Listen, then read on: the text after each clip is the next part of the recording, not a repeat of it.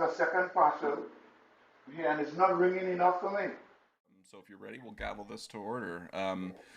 Sheldon Thwaites, Andre White, and Yuko Asada, welcome. Thanks. This is seems like now everybody and their mom has a podcast, and now Yuko and I do. But I'm gonna just be blunt and straightforward here. You all are a big inspiration to us, and Really? we were just talking a little bit prior to sort of getting on the record here about the Rangers Corner and what you guys have been doing, and sort of lamenting a little bit about being on Zoom so much.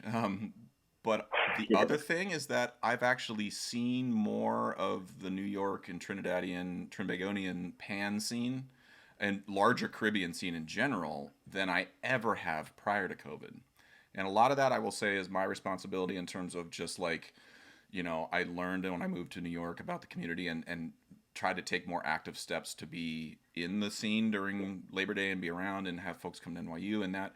But this has been like a real shot in the arm is maybe the wrong phrase to use right now, but like it's been a real pick me up to see the way the culture is being talked about. And when I say the culture, it's a thing that I don't have a direct relationship to because of where grew up. Same with Yuko. Yuko was born in Japan and lived in West Virginia, and then landed in NIU and ended up marrying Cliff Alexis, and so our sort of tie-ins to Caribbean culture and specifically steel pan culture came at it from very different ways. And this year was a big sort of like eye opener to look around and watch the Rangers Corner and see, and then watch the Ramajay and see like all of these players coming together and organizing. And I think Yuko and I wanted to do this podcast to, I don't want to say highlight our ignorances, but just sort of acknowledge that like if steel drum, steel pan culture is an elephant in the world, I've had my hand on like the hip. And I've been like, this is what an elephant is, right? It's like the really rough part, and like this is great, I love it, it's awesome. And then you talk to somebody else. I talked to Yuko, and she's like holding on to the tail or the trunk, and is like, yeah, but this is what an elephant. I'm like, wait a minute. And then I see you guys do it at the Rangers Corner, and I'm like, this elephant, I don't even know what's on the other side of this thing. And I think for us, we want to spend this hour talking to you guys and just sort of a little bit of like, what don't we know? What are some of the things that are the disconnects? Like how can we make everybody's hands feel all parts of the elephant? I think is sort of what we're trying to go for here. Knowing that that's kind of an impossible task and we're not going to do that all in 1 hour. Right. But if that feels like an okay sort of jumping off point, I kind of, in Yuko, obviously we've chatted, and if you want to just interrupt me, just start talking and I'll shut up. But maybe Andre, why don't we start with you? Can you just tell maybe Yuko and I a little bit about baby Andre, and what sort of pinballed you into the sort of chair that you're sitting in right now, as a pan player, as an arranger, as a musician, like all of those things, and we'll sort of go from there. Okay. Sure. Where do I start, boy? I feel like that's a long time already, Clint. Well, I mean, I grew up in this. My family being of Caribbean heritage. I grew up playing in a family-based band in Long Island called Adlib Sioux Orchestra, learning to play there. You know, that's kind of always been around me since I was a kid. Started playing there around the age of 6. Mm-hmm. Grew up in the band, learning how to, develop as a player and just taking an interest and a liking to it. I remember the first time being in the band, they just, they gave me a pair of sticks, gave me a tenor to play, taught me to C scale, and put me in a back room. And I literally stayed there for like 6 months playing that same C scale and trying to, after I got it, for the first 2 weeks or whatever, they just kept me there. They kind of like forgot about me. So I would listen to them practicing their repertoire, and I would be learning the songs in the back room while they were practicing. And like one day, I think, the junior captain at the time, which was Franklin Mayer's grandson, Clifton, he came in the back and realized I was playing all the songs with them while they were practicing in the main hall. So he's like, "Yo, what are you doing back here still?" And he poked my pan, and that's kind of how that whole situation developed. And then obviously, as I went through the ranks of the band, wanted to be a drummer at one point. And then I met Sheldon. And I said, "All right, let's forget that." That also, okay, good, Andre. Then you and I have a lot in common, actually. When Sheldon and Sherwin came to NYU, a couple years ago. I remember I think I was like, let's play through the tune, and I was playing drums, and Sheldon, you just had this look on your face, and you were very sweet, and it was, but I just knew like as soon as this song's done, I'm never gonna sit in this chair again, and it's probably for the best. Yeah. So anyway, Andre, just to commiserate with you there. Yeah, no, I mean he has that effect, but it's in a good way, you know. I mean he pushes you to get better as a musician. But yeah, you know, I wanted to be a drummer, and then I've always, you know, we actually talked about this on the last Arrangers Corner. I've always been into creating music, like even from a young age. Like I was writing music without even knowing what I was doing from like the age of 10. Like I didn't know like the actual theoretical fundamentals of music. I didn't know changes. I didn't know harmonies. I knew what it was supposed to sound like when I put it together on my little like toy Casio keyboard thing that I got from like when I was a kid for Christmas. And I could play it, like my fingers would just naturally be able to put those triads, or even sometimes I was playing major sevenths, minor sevenths, and dominant sevenths before I knew what they were. So I was like creating like whole classical suites just based off like stuff that I would hear from like World Music Festival growing up, listening to them tapes. And you know, writing jazz pieces when I was in high school based off of other key, like, you know, classic jazz songs like So What and stuff like that. And then, you know, I was allowed to be the actual full-time arranger for the band of Adlib around 2000 and I would say 2007. I was full-time like the arranger, but I was doing all the stateside stuff since like 2004. And how old would you have been at this time, Andre? Sorry to interrupt. When I took over fully, like my first Panorama song, I was 16. When I took over fully, I was 17. Sorry, I'm not laughing at you. I'm just laughing at where 16-year-old Josh was. Like, I was playing kickball in a Walmart parking lot in Ohio, you know, like. Yeah.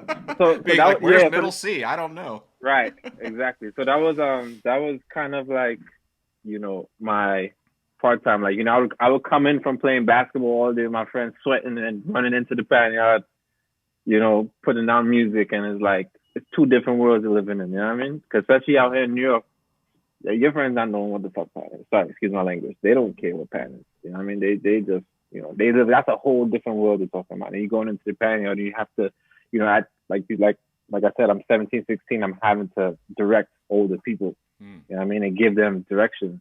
So it's like, you know, you're changing hats really quickly.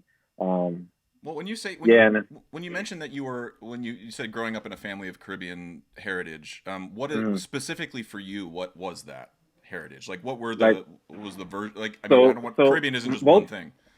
Right. So both of my parents have Caribbean heritage. My mother's side is Jamaican, my father's side is Trinidadian. Okay. Right.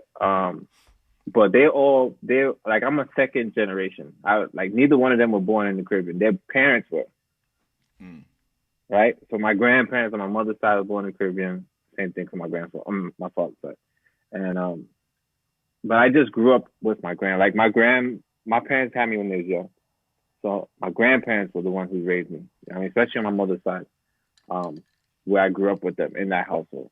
I mean, and so that music was always there. And then all their friends were in the same community as the band as well. Like I remember my grandmother's work friend was one of the founding members of the deceased George. Sheldon, you remember George, right? Cowbell George? Yeah, of course. Yeah, absolutely. Yeah. They used to work together at a company called Publishers back in the day. So like that whole circle, even my babysitter when I was growing up, Miss Tilda, her sons were playing in Adlib at that point. So like it was that whole Caribbean, you know what I mean, community between, you know, there's a lot of Trinidadians, a lot of Guyanese, Jamaicans, obviously. So that's, you know, that's where I grew up in that culture. And it's just always been around me. Like always. As far as I could remember, you know what I mean? And then when I was young, they used to take me to Trinidad to just, you know, meet like the tuners for the band, because we didn't have let me start over. Our tuners in Adlib were two brothers, the Worrells. So Patrick Worrell and Fitz Worrell. And one of them used to live in Trinidad. So we used to go and check him to see, you know, about instruments and stuff like that. And then I got introduced to Renegades, BP Renegades youth band from a young age. Was playing with them. And then obviously as I got a little older, I started playing with the big band. Um, yeah, man, and then everything kind of just took off from there. As I got more opportunities with the band, I was arranging for Panorama, and then we became successful, and the story wrote itself after that. Well, and sorry, Yuko, go ahead. Yeah, I was wondering, like, I wanted to ask you, like, how did you get opportunities to arrange for, say, Desperados, and like how well, obviously, with Adlib and winning competitions in New York, Hmm. but like that doesn't happen easily. So Right. Um, how did Desperados came about? I mean, that's a good question. I think We're talking I Desperados in Trinidad, not Despers USA, right? yeah, Okay, I Desperados just in for Trinidad. folks, and for So myself, I just want to be clear of the band we're talking about. I mean, I remember. Okay, so the year prior to me working with them, I just won two Panamas in two different countries within 1 week. right, So man. that was like a big thing back then for them. You know what I mean? And I remember getting the phone call thinking that somebody was playing a trick on me or something like that. Like these guys calling me from Trinidad talking about, yeah, this is Tony from Desperados and want to know if you want to. I'm like, what? Like, call off my phone, son. What are you talking about? You know what I mean? You talking shit. And then yeah, and then they called back again, and I said, yeah, well, let me think about it. I was obviously in the middle of school, and I didn't, So you how was were I a gonna? student? Yeah, I was in Berkeley at that Oh my time with gosh. Sheldon and Kareem and Iman and KJ. We were all in school at that time. So when I got that call, I had a lot of decisions to make. I actually ended up taking that semester off because at that time, before I did Desperados, I was still working with Clico Fozato at the time. I had just taken over for Pop One, right? That was his gig, and he ended up moving on to doing Shazando. Um, so this would have been my like, I think this was at that time it was about my third year with them. This is Johan And I Popwell, went, right? yeah. Yeah. Okay. This was my third time with Fozato, and this was like by the yeah. So it's 3 years since he left the band at that point. And so I had a lot of decisions. I had a lot going on that year. And when they called, I was really hesitant because we know how that community is. The Trinidadian community on a whole is very traditional, and they keep they keep everything in house as much as possible. Far less for people of Laventil. That is like a total different world. You know what I mean? And me and Sheldon could touch on many stories about that experience by itself. But people from Laventil is a different. I always say there's Trinidadians and there's Laventilians. Like Well, I there's, mean, that's this. a completely different world. You know what I mean? I remember I remember going to meet with the it was supposed to be a meeting with the band and the board. It ended up being a meeting with the band, the board, and the whole community of Laventille. Oh wow. Yeah, just think of like some big presidential convention, and there's one set of people there asking one set of questions, and it's quite all types of questions too. Some don't feel like you're qualified. You're not from here. You're not from there, and it's like, And at the end, I remember them, a big praying gather, like a praying circle, and then I got calls after like, yo, why you let them pray on top of you and da da da. Well, It was an experience. this isn't. I mean, I don't want to leave this topic because this is part of why Yuko and I are interested in talking. It's like, not laying a value judgment on any one sort of culture's approach or even like a subset of the culture in Mm-hmm. Trinidad's approach. Just so folks know that that's there. Like, why do you think? I think I have an idea why, but I want to hear from your standpoint. Why do you think Desperados in Laventille particularly has that particular culture? I mean, I'm talking to Kendall Williams, who I think I know better than most other folks in the scene. He's mentioned Mm-hmm. to me 100 times. It's like, when I go to Trinidad, they will call me a foreigner to my face. And Right. me and Odie and Mark are not Trinidadians, despite our family history, any of that. Mm-hmm. And there's a real Mm-hmm. distinction. And I understand that, but can you explain a little bit deeper why Desperados has that particular culture? Well, Desperados culture is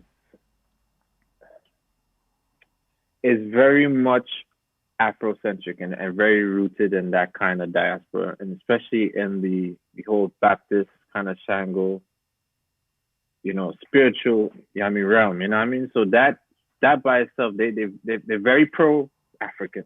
Everything up there is, you know what I mean?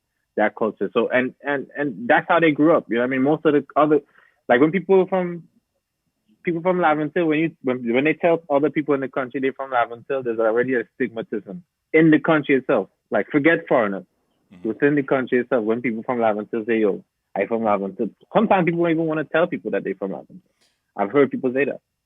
That's on the beat up. People will be like, yo, nah.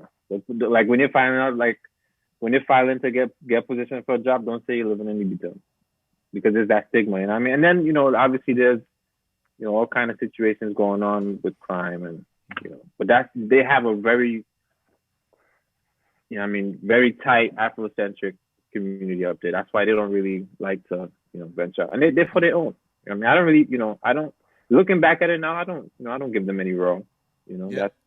That's what they know. You know what I mean? That's how they secure their legacy. Well, I mean, although ahead, just to put this way, because most of the people that were successful for, especially Desperados, was not from the Hill. You know what I mean? Bradley was not from the Hill. Robbie's not from the Hill. Was Pat Bishop was not from the Hill. Oh wow! Okay. Beverly, none of them. There's one more piece though. There's one more piece though, Drake.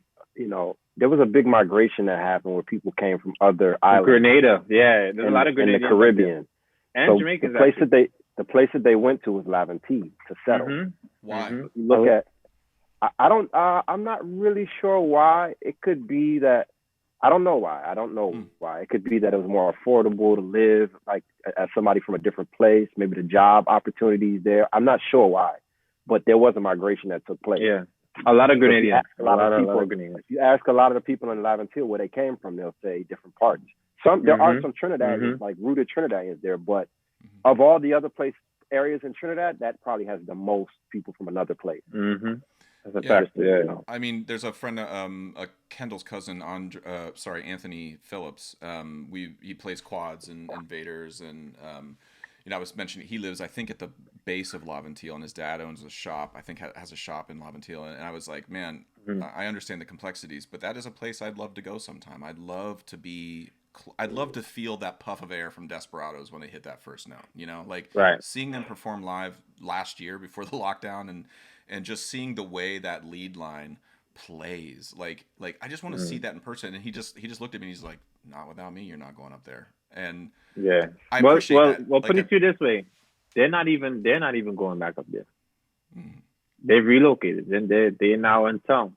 Like the government now gave them a place in town because up there it's too dangerous for them to have a place. Okay. So you know what I mean? So it's a sad thing, but they love their people, and don't ever get that. Don't make that mistake. You know what I mean? Even if they're fighting amongst themselves, like.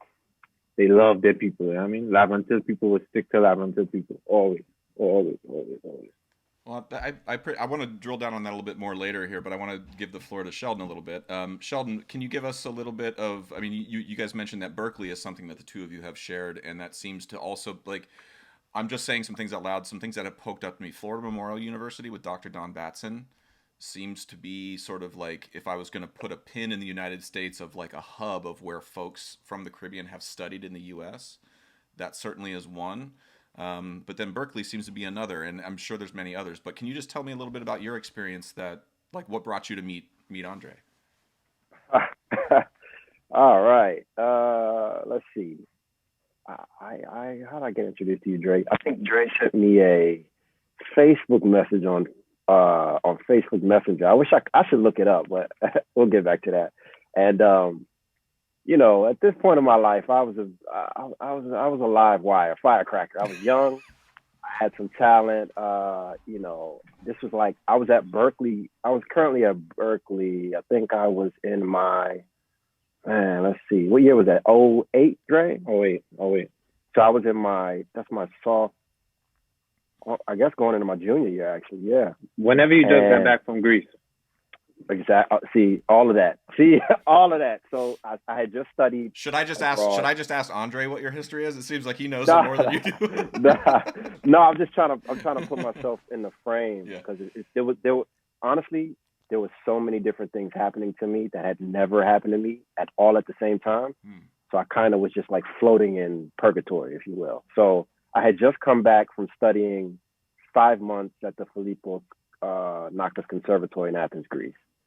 I had just gotten an endorsement with Zildjian. Let's see what else.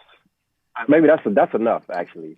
So I was going through a little period, just emotionally and spiritually at that time. Mm-hmm. So when I got Dre's message, I think I was a little bit of a dick to Dre. I can't remember, but I think I was like, I don't know this cat. I just pay me this and da da da da da. I was just on that kind of journey. We all go through that journey as musicians, but I'm honest enough to have that conversation. And I didn't even meet Dre when I went down to Adler to play drums. I think I met his girlfriend at the time, and because he was in London working with Mangrove, so we didn't even connect until he got back the week of Panorama New York, and that was what's the name of that song? The Fire song, Dre? Heat, right? Mm-hmm. It was Heat in 2008, and I mean, long story short, we won that Panorama. That was the first win.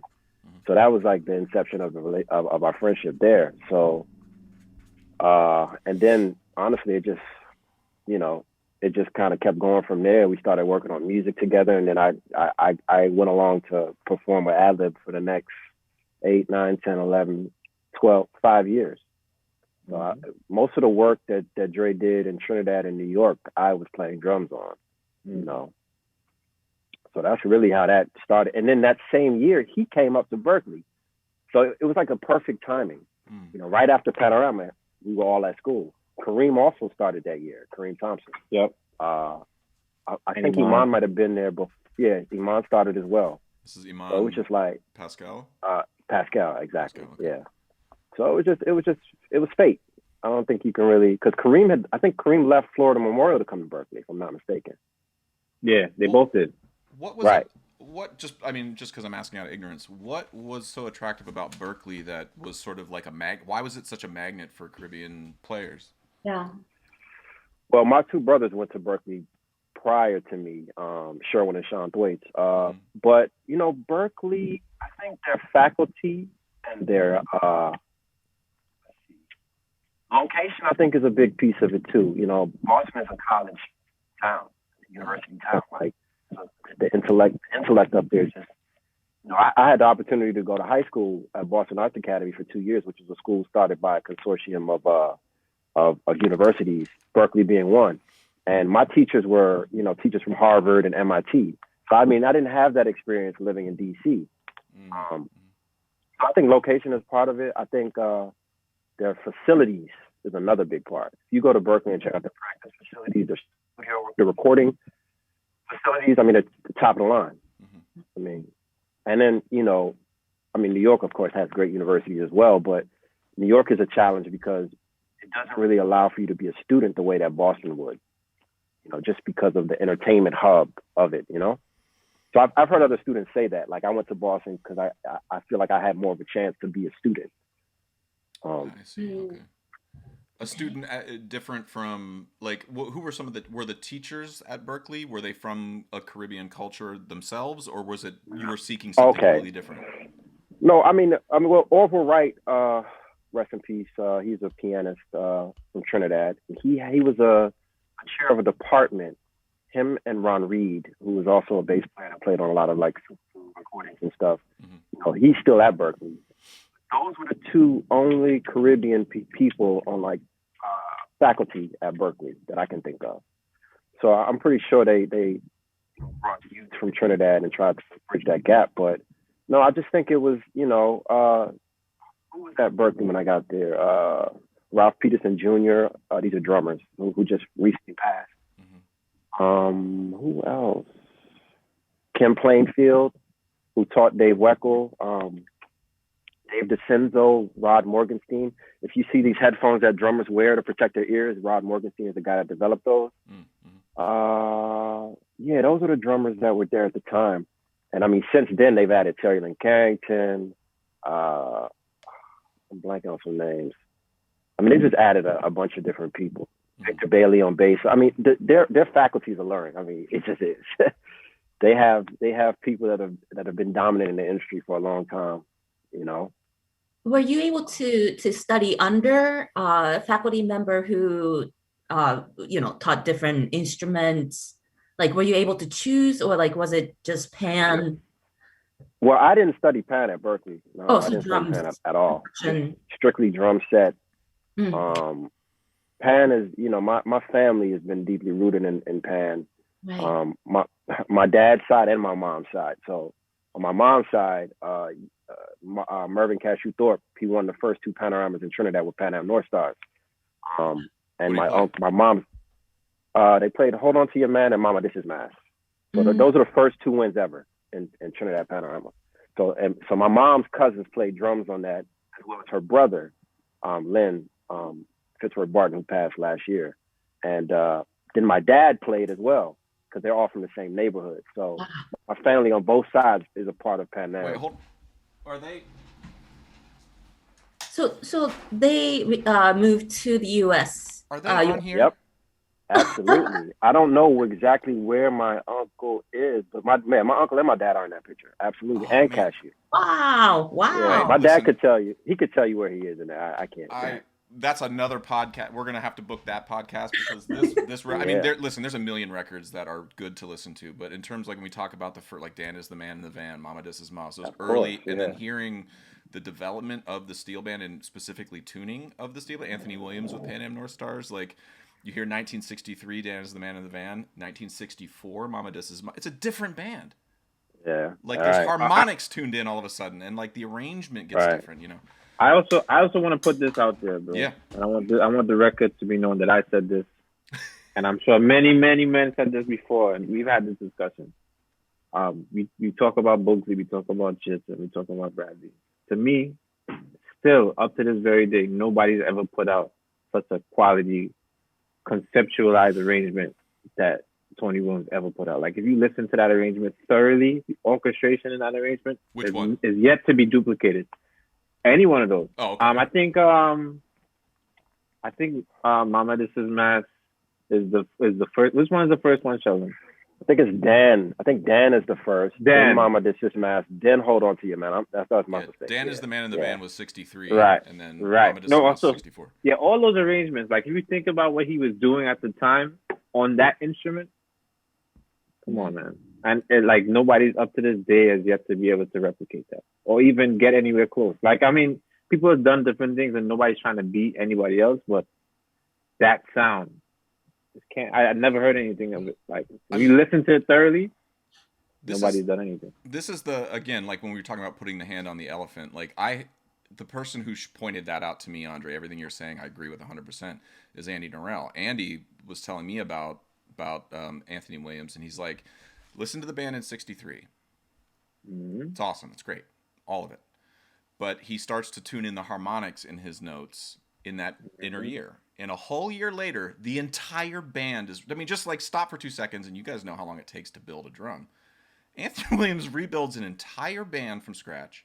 I'm sure it's more complicated than that, but now the basses have a different sonic profile than the leads do, than the double seconds or double tenor.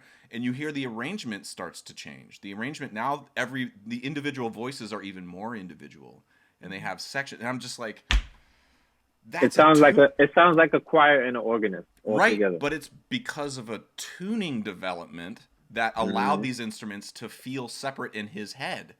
And like in 1 year, I think of evolution as taking decades. It's like, no, Anthony Williams was just like that Atlas holding the world up in 1 year. Right. I mean, that blows my mind. Right. So for me, like everybody, everybody calls those first three names or Bradley, Jits, and Boogsley, but for me, you got to put Tony Williams in that conversation every time. That's like the basketball conversation about Bill Russell. Like people don't want to put, but he's there. This man have 11 rings or something. How do you not have him in that conversation as the greatest of all time? And Oscar Robertson too. Same thing. Right. And Kareem. Yeah. I mean, you got to put these guys in the conversation. Tony Williams, Earl Rodney, these guys. If you think about where we are today, and it's even that comment where we are today, we're like, I feel like we're 40 years behind of what those guys are really doing from a harmonic and a melodic place. You know what I mean? These guys are doing some crazy stuff. I mean, he's also, to me, the father of standardization because all of their pans are fourths and fifths. Mm-hmm. Their whole layout is fourths and fifths. cello, double second. It was 5 bass first, and then he added he added another drum for 6, so it was 3 notes on each pan. Okay. Yeah. Referring to Pan Am, no Yeah, star. Okay. yeah, Tony. Yeah, so Tony, Oh, they had. anything? I mean, people don't even know this part too. My dad, I mean, he's like a history book within himself because he lived through most of this. But when Tony went with Taspo, he was not a tuner. But if you check out the picture with Taspo, he tuned his own instrument and brought it, and then they were like, "Oh wow!" And then he became a tuner with Taspo. Ah, So he's like, to me, he's like the Jordan of fans, if you will. well, yeah. And Ellie's more like the Magic to me. That's in my personal opinion. I mean, it's interesting. I mean, I sort of want to ask, like, talk a little bit about tuners here because Yuko Yuko was married to Cliff, and Right. in my, again, like the hand on the elephant thing, I'm just going to keep saying that. Like, I grew up, Cliff was the first tuner, the person who built an instrument. He was the first person I ever met who ever built any instrument, regardless of whether it was a clarinet or a piano or a steel drum. Like, I was like, whoa, you can do that.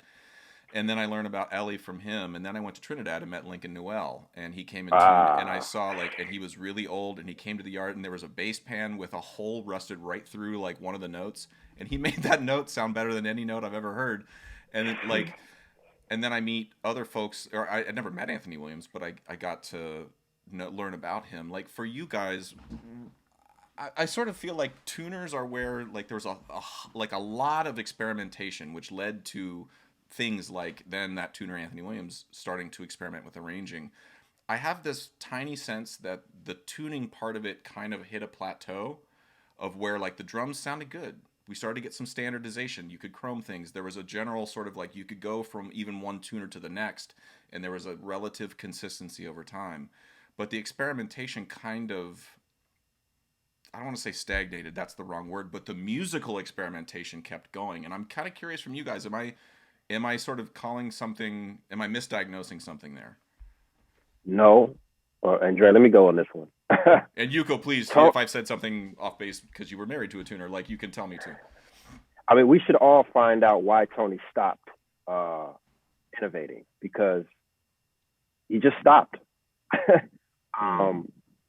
He was working on instruments, long skirt instruments, like all of that stuff is old. If you look at old Phase 2 panorama, like their first panoramas, you'll see Phase 2 had oversized tenors, and I think the 70s or early 80s. This is stuff that he had already done. Do they still have deep skirt seconds? Yeah, yeah, they do. They do. And I also believe that Phase 2 is one of the first bands to have the 4-pan, which is an invention from Tony. But Tony lives about 2 streets or 1 street away from Boogsy. So that's why that relationship is so tight. Okay. So he gifted them those pans, like, hey, you guys take this. So, I mean, this is so much history there, but I think part of what I'm saying is we should find out why he stopped innovating, because that man is a wealth of innovation. Again, the uniformity of Pan Am all having 4th and 5th instruments. And I think he only used 4 voices too: a lead, double second, cello, and bass. No tenor bass, no quads, none of that stuff. He only used 4 voices. So yeah, I mean, that's my take on that. Yeah. I guess I'm just asking, I don't have a good question here, but Andre, like, maybe as an arranger, let me ask you, like, is there anything you wish tuners were experimenting with now that would give you as an arranger, like, the extra bit of voice that you've never been able to have? Like, what's the thing you feel is missing out of the steel orchestra that maybe for you as an arranger would be like, oh man, if we could just get that'd be rad. But how do I say this without giving away too much? Well, I've been afforded and awarded the opportunity to work with many great tuners through my little small tenure of being an arranger. And some of the more notable ones that come to mind every time I think about, like, how I want a band to sound is obviously Butch Kelman. And now, most recently, who's a real good friend of mine, Augustus Peters, who's actually also a understudy of Butch Kelman, right? And I've actually had a conversation with him on trying to get more of especially like the frontline instruments to sound like almost like brass, like a brass kind of sound. You know what I mean? And without saying much, we're on to something because it's happened already. He got something going. Mm. Right. Who do you got invest something this? going. But but before we go any further, Yeah. Sheldon touched on something real time. So when I first met Sheldon, we'd have a lot of discussions about Pan and stuff. So my introduction to him, like I said, I started like at the age of 6 around a lot of guys, and the guys that I grew up around were from bands like Guinness Cavaliers, which was George's from, and these guys. I mean, these guys raised me like raised me. Zambi. That's like one of the first times I talked to Sheldon. I was like, yeah, I learned to play seconds from a guy called Zambi from Pan Am Northside. He's like, Zambi, oh, that's my dad's best friend. You know what I mean? So these guys are the guys that I grew up with.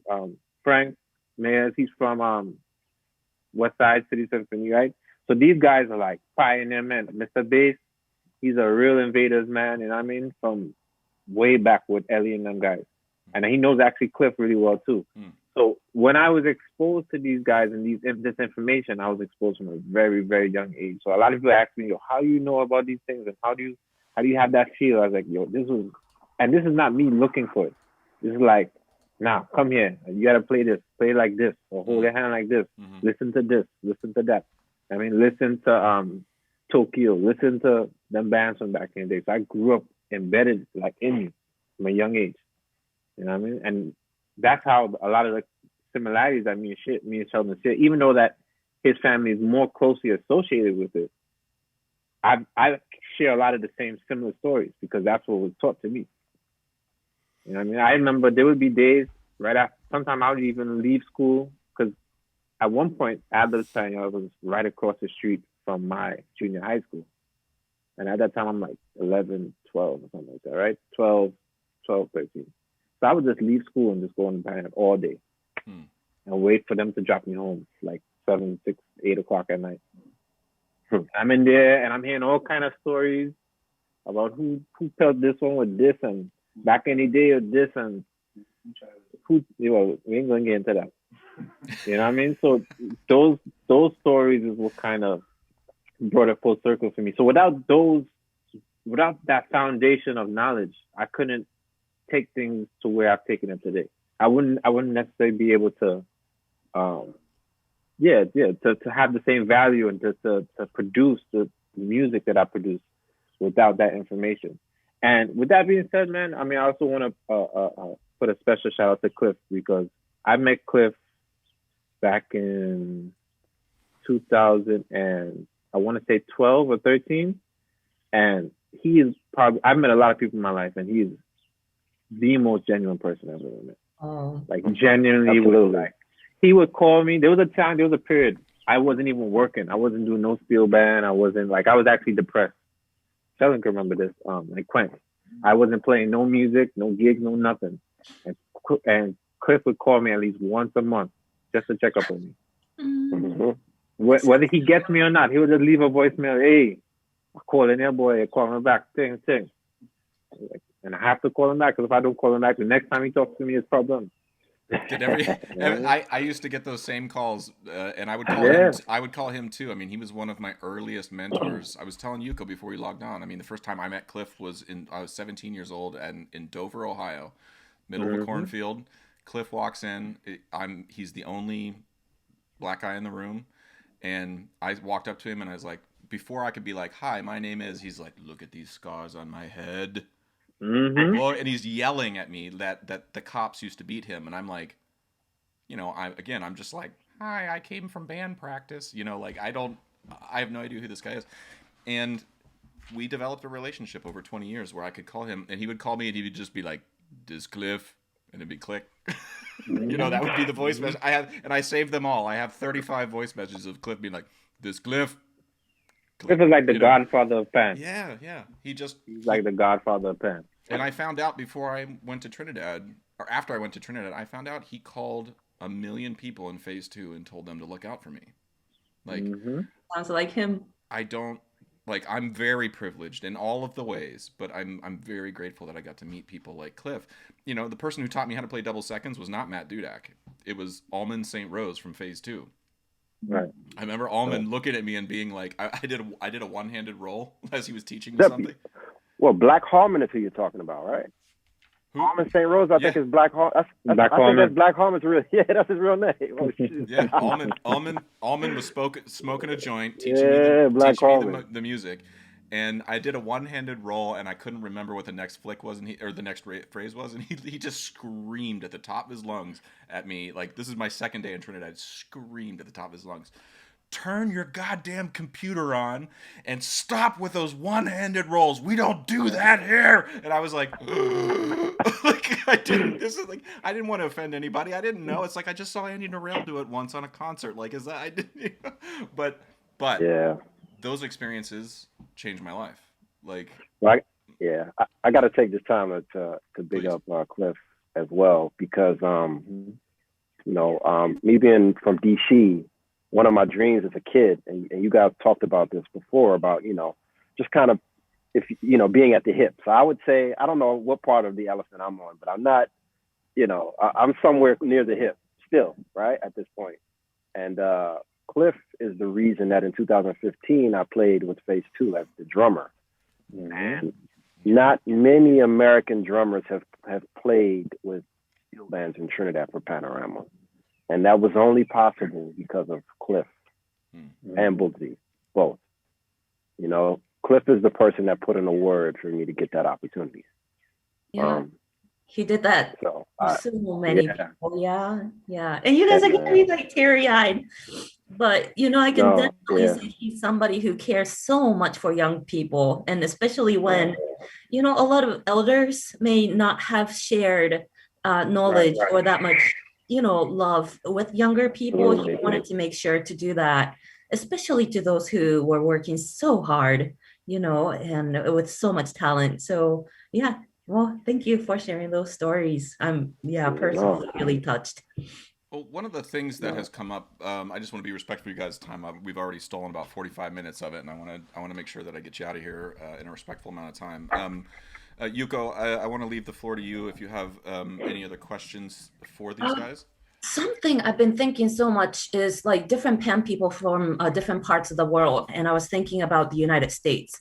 I'm more familiar with people who have gone through school systems, people who learned steel band in high school, went on to college to learn steel pan in college, and then realized, I don't know too many Caribbean American people who play pan. And there's just one person in Sheldon, Malika Green from Malika. Yeah, Malika, I believe, is the only close friend who I have who is West Indian American. And, I've been just thinking about how different the two cultures are. So we're all American, and there's more like, say, Brooklyn-based, Miami-based, West Indian steel pan players. And then there are, say, majority of them are white American steel pan players, and the background is totally different. How they express themselves through music is different. And something I was realizing through listening to you is you are connected to the culture, and something that say NSSBE, we had a conference about 2 or 3 weeks ago, and I was on a panel discussion, and it was about honoring the cultural heritage of steel bands, and how I was viewing it, how I was thinking of it, I feel is closer to your views. And I think the reason is because I was very close to Cliff, got to understand his background, the culture, the music. And I'm not saying, people who didn't have that, opportunity to get to know somebody from the Caribbean well isn't trying hard to understand the music and the culture. And where I'm going with this, I'm not sure at the moment. How do you guys view the pan players, arrangers, directors within the United States, but different backgrounds? And I feel we're all trying to understand each other, trying to come together, but there's distinct differences, and I feel our mindset is different as well. So Absolutely. how do we, like, is it necessary? Is it important for all of us to come together? Um, or, like, so I just wanted to hear your views on just that topic. Yeah, sorry, I don't know if I made sense, but No, you made sense. Dre, okay. you want to go first or? Now go ahead, man. Go ahead. I was gonna say you can go ahead.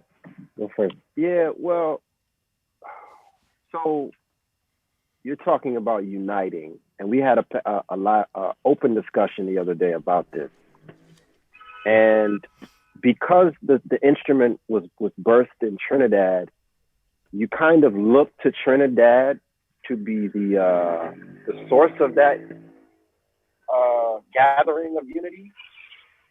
But the question is, um, do they see a need for that unity? Um, and I don't know the answer to that. My hope is yes, but I don't know the answer to that. Now, in regards to what's happening in America, I mean, yeah, we need the unity because just for the simple fact of location, we all live in the same space, and we all, I represent Pan in D.C. You guys, Dre and Josh, you represent Pan in New York. Yuko, you're in Illinois.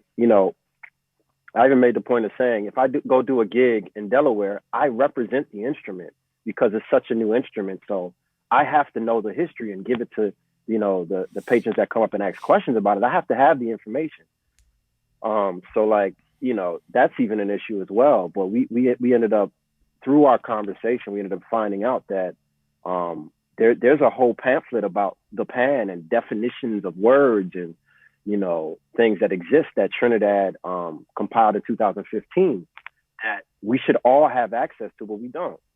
So like, there's just so many things that are missing from the equation. And still, we had a conversation about, is a panist a musician, a couple weeks ago. Like, it's so sad to even have that conversation. And the reason I'm saying it's so sad is because some people were like literally debating, no, a panist is not a musician. Like, I'm like, really? By definition, it is. And, I mean, I just want to say that. I just think. Sorry to interrupt, Sheldon. I mean that kind of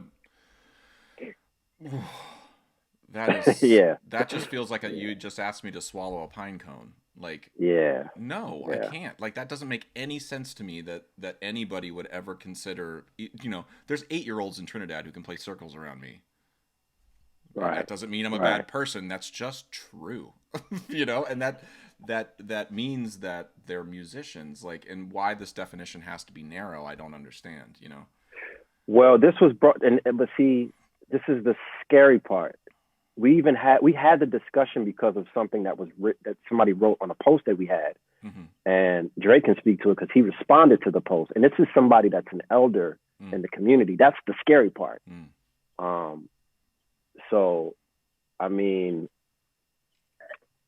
we have a long way to go, and I'm going to go on the record in saying that as a Trini American, because both of my parents were born in Trinidad in St. James. We as in Trini, we need to do a better job, period. And I'm not gonna put any water in my mouth to say that. We need to do a better job at galvanizing the globe to help us push this instrument to the forefront so that we all benefit. That all the 10,000 hours that myself and Dre have put in is not in vain. And it's not just one of us at the table, but all of us at the table to celebrate Pan and to really be able to, because this is another piece about Pan that's understated. Pan has saved my brother's life, my life, and my other brother's life, Mine too. from the street mine as well, of DC. I mean, I have so many friends that have been in and out of the prison system, and I could have been in that same situation, but I was inside practicing.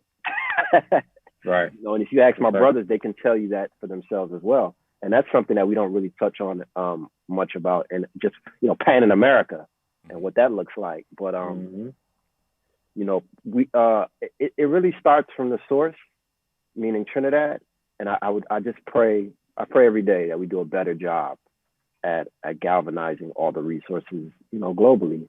And again, we need to find out if they see the need to unite Pan globally. Well, I mean, we do it in the States for sure, but do they, or do we, I should say, not they, we. Andre, I got a question for you, and I'm scared to ask it because I don't know that I want the truth, but I'm afraid of what the truth is. You were a guest at NYU a couple years ago. I don't know what, like 4 or 5 years ago. And we played a few of your arrangements, and you soloed. And that was sort of after a couple years of me. I started teaching at NYU in 2005 when I was in grad school, and when Kendall was a student of mine, I think again, like your hand on the elephant, I wasn't super aware of the pan scene in New York in general, the Labor Day panorama thing. I had just moved there, like. Again, I didn't know what I didn't know. And then I started being like, okay, there's only so much I can bring to the table. Again, having been born in a cornfield, I didn't grow up with calypso music around me. I grew up with Billy Joel and Bob Seger. For better or worse, and Metallica. My first live concert was Metallica with my parents, But like awesome. Though. When I went to NYU and started teaching there, I was like, okay, this is important to me that I have other people who sort of help me fill the gaps. Like, and that's going to be people like Crossfire. It's going to be Dougie. That's going to be Kendall. That's going to be Quint. That's going to be Sherwin was a guest one year. Like, and Sheldon, you were there. Like, Andre, when you walked away from the NYU time, like, what was something that even as NYU is close to that sort of scene as almost any university can be in the United States, like. When you walked away, what were the things that were the most obvious to you that were just not there? And not as a like, oh, these people are idiots and they just don't, like, what was the thing that just I can't sort of recreate in the room that you maybe noticed when you came in that space as opposed to a space in Long Island with Adlib? Well, at that time I was working with Peso. So at that point, I was actually establishing my own musical foundation within a steel band, brand new.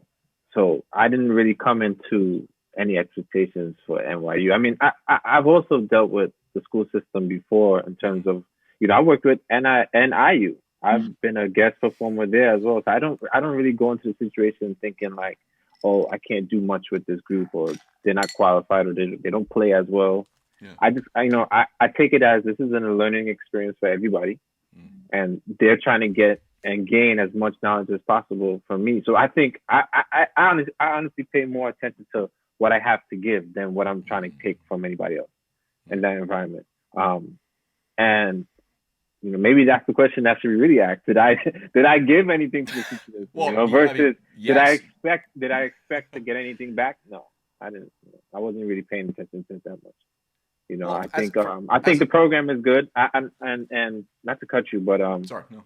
I also like one of our little brothers, you could say, was a student at the time, Christian Mahado, and to see him grow from literally not knowing anything about the instrument and coming into our little bit of tutelage that we gave and that knowledge that we've given him before he got to the NYU program, and to see him progress was like, yeah, man. I mean, especially I think the year before he took a solo in I think one of Sherwin's set he did, and it was like, that actually almost brought a tear to my eye, because I remember this kid, he didn't even want to play too loudly.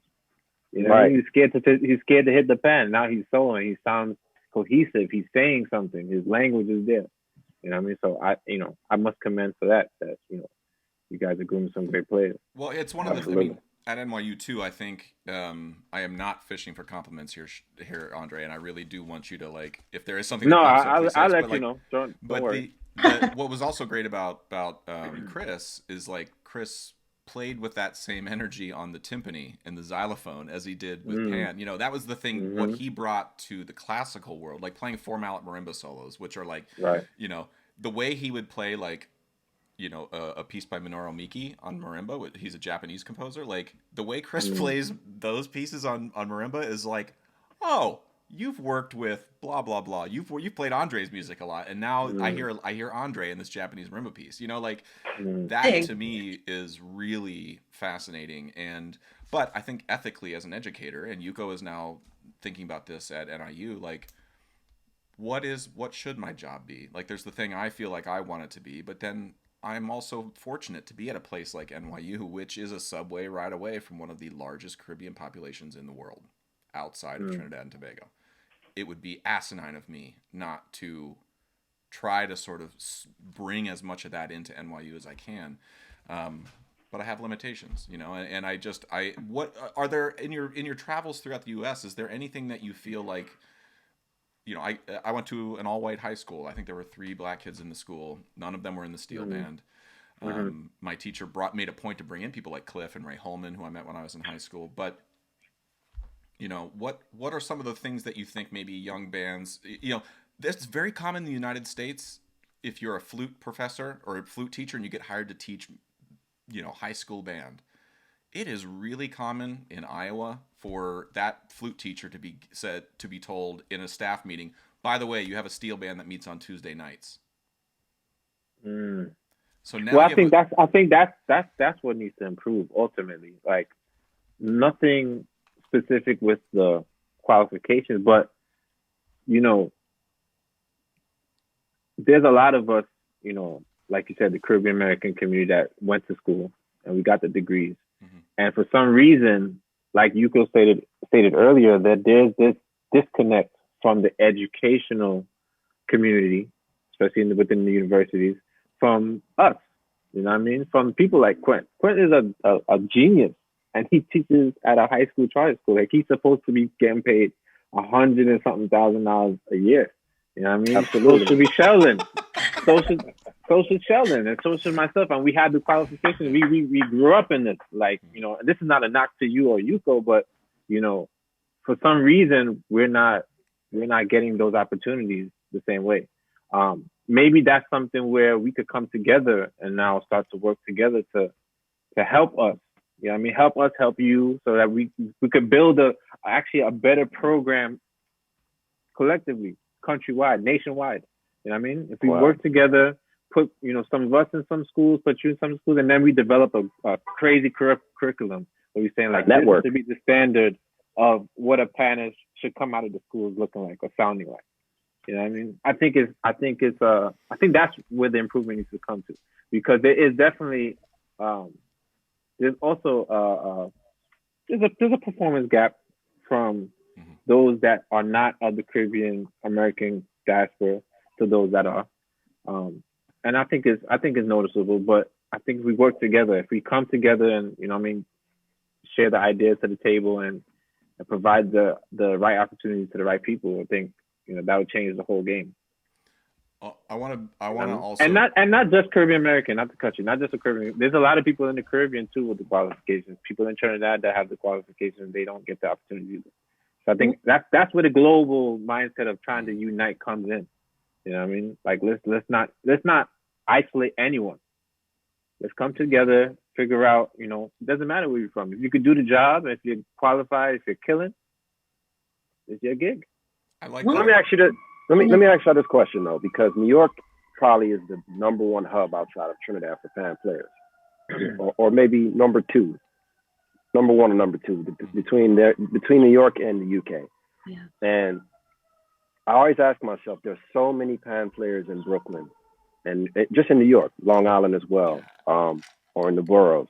And you know, why don't more of them participate in the universities and try to go the route of an NYU, or even just go to the Blue Note and go to a jam session? Like, I feel like we need to figure out these things, because this will help pan grow. Like, the more educated panists, the better. But, you know, I don't understand why there aren't more pan players from the New York pan scene that have I don't even know if they've reached out to Josh to say, hey, I want to come to NYU. Or honestly, you know, Kendall's a really, I mean, he's like a brother to me, and he was a student at NYU, but he was through the composition department. Like he studied composition there with Michael Gordon and Julia Wolf, and now he's finishing his comp degree at Princeton as his doctoral degree. And so he just joined the steel band at NYU because he heard that we had one. Like, I didn't know anything. I was just like, I was a grad student at Yale and was just like, I'm coming down to teach. There's like an 8-piece steel band at the time, you know, and Kendall was just like a kid showing up. And then he was like, oh, I run this band, or I arrange music for this band called Crossfire. And I was like, oh, cool. And so he was like, can you come over? I like the way you drill NYU. Can you come over and drill Crossfire? And I was like, I don't know what that means, but sure. Next thing I know, I'm in front of a 90-piece band of all Caribbean folks, and I'm the only white guy in the room telling them what to do with their music. And that was just like, no, you, Kendall, that's not, no, you know.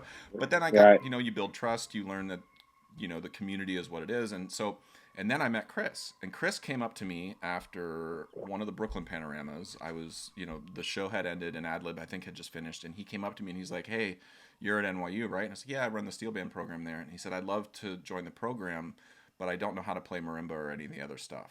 And so that to me was the first red flag of like, oh, you only are ever going to approach me if you think, because you think the other stuff is too crazy to deal with. Like the idea that you might have to learn, like it needs to be clearer that, yeah. If you don't know how to play marimba, that's fine. We can teach you. That's okay. But I do feel like that sort of implied barrier of like, you see the program is focusing on this other stuff and you feel like, well, I don't know how to play orchestral snare drum and I don't know who Rimsky-Korsakov is. So I'm just not even going to try. I think that happens a lot. And it's incumbent upon me and NYU to put out there people, to show people like Chris of like, if you can play double seconds by the way Chris does, I'm confident I can teach you how to play timpani. And if we can sort of push that approach, then I wonder how many more people just feel comfortable even reaching out to me, you know? Yeah, there's got to be at least 15 or 20 other pan players in the New York pan scene that could be studying at NYU right now, in my opinion. I don't live there, but that's what I see. Or NIU. Yeah, no, I'm just, absolutely. Yeah, I know what you mean. But it's the crazy part. Chris actually went to both of those schools. Yep, I was just going to say, I was going to mention about Chris. He is a student at NIU right now, and he's a wonderful musician, but he also has a wonderful leadership skills. So it's been wonderful to have him. You know, one of the things I was thinking about is the kind of college degree that some people may have, say for like K through 12, you have to have, you know, music ed degree. So say that a flute teacher who, got the position to teach steel band, you know, like do people from say New York, you know, have music ed degree. Because if they do, then they will be able to apply for those jobs. You know, university jobs, then like, you know, I don't know if the majority of times you need percussion degree, you know. So that's just something I thought about. Yeah, listening to true too. And that's good to know. Yeah, the music, I will say there's a couple things. So let me just, like, I think for the record say that if anyone on this screen hears of anybody who even has like a remote tiny interest in coming to NYU to study classical percussion or steel pan, we are starting, like Kendall is a new hire there.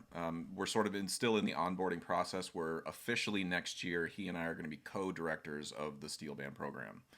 But you can also go and study with a specific pan focus at NYU where you study specifically with Kendall. Like, not that I won't chime in or help, but like, again, there's just authority that Kendall can bring to a certain type of pan playing that I can't. And I want that to be an avenue for students at NYU and for Kendall, like to get his chops in that world build up. So just to put it out there, if you ever hear, like, you guys tell people if they are interested, like, yes, reach out to me, give them my phone number and tell them to bug the snot out of me.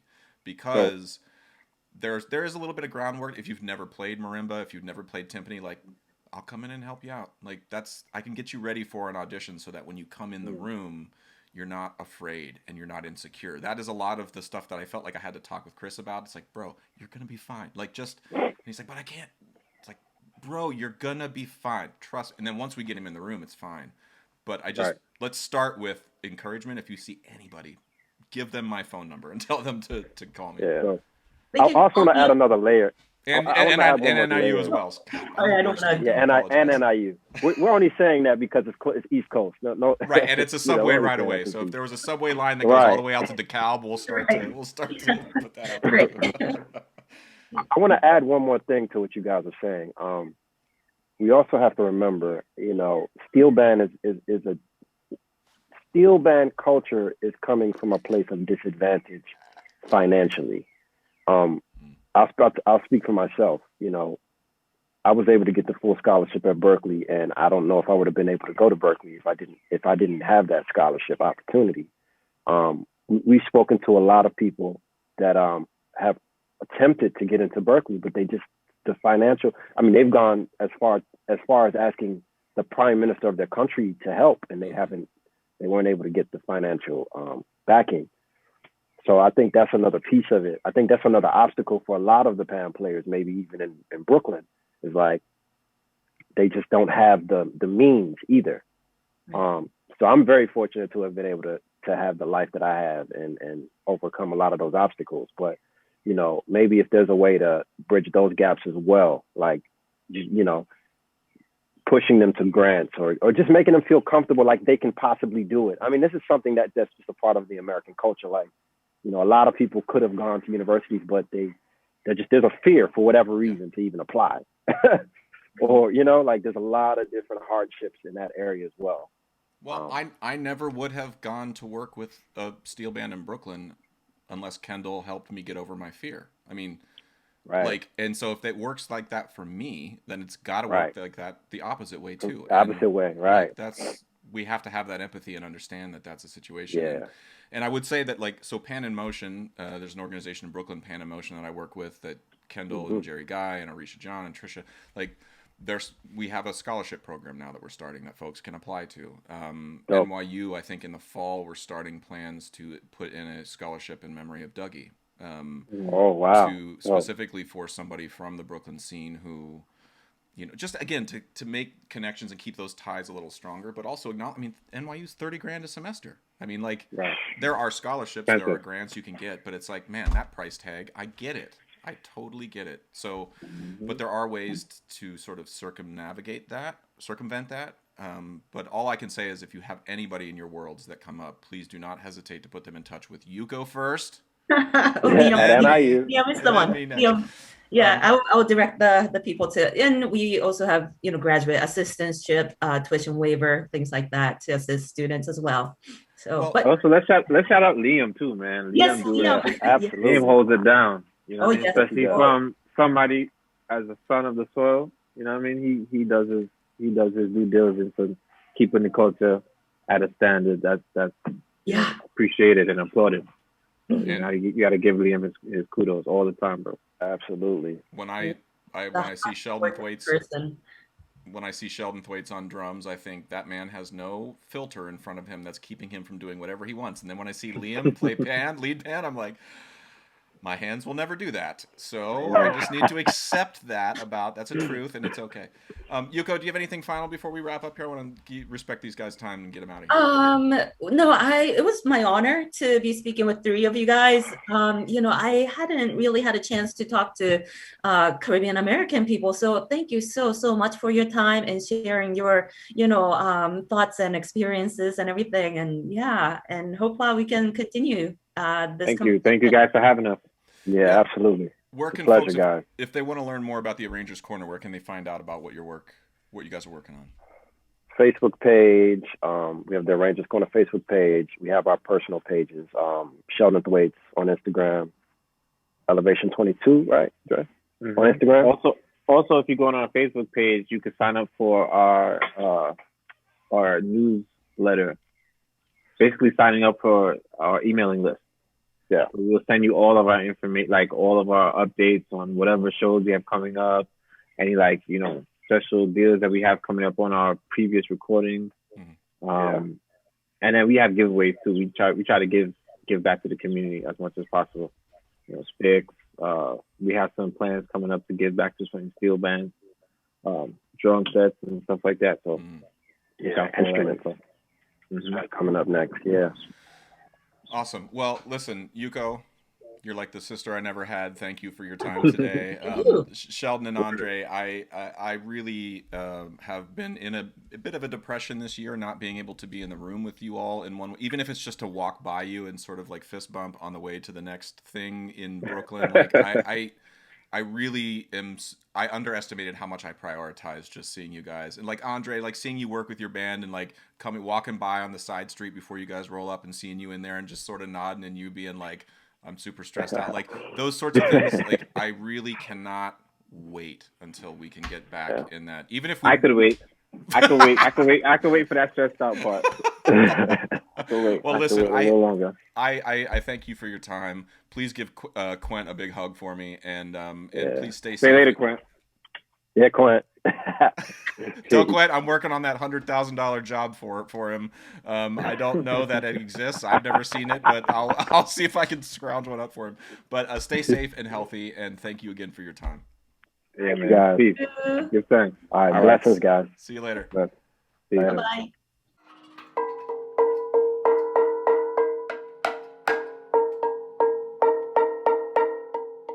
And it has a second parcel here, and it's not ringing enough for me.